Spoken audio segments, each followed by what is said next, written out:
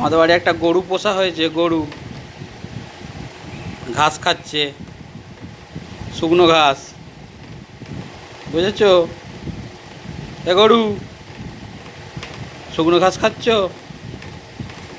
ওটা মুখে দিতে হয়? হ্যাঁ মামান, ও মামান, ওটা মুখে দিতে হয় না। আবার এই, শুনতে পাচ্ছিস না? ও কারোর কথা কোনো কানই দিচ্ছে না, কোনো কথা গ্রাহ্যি করছে না ও।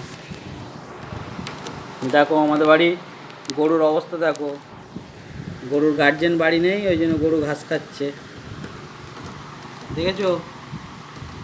গরুকে খাবার দেওয়া হয়নি, ঘাস খাচ্ছে ওই জন্য গরু। ঝাঁদলায় মুড়ি পড়ে আছে, মুড়ি খাচ্ছে গরু। হ্যাঁ দেখ, গরু ঘাস খাচ্ছে, দেখো সবাই দেখো, দেখেছো?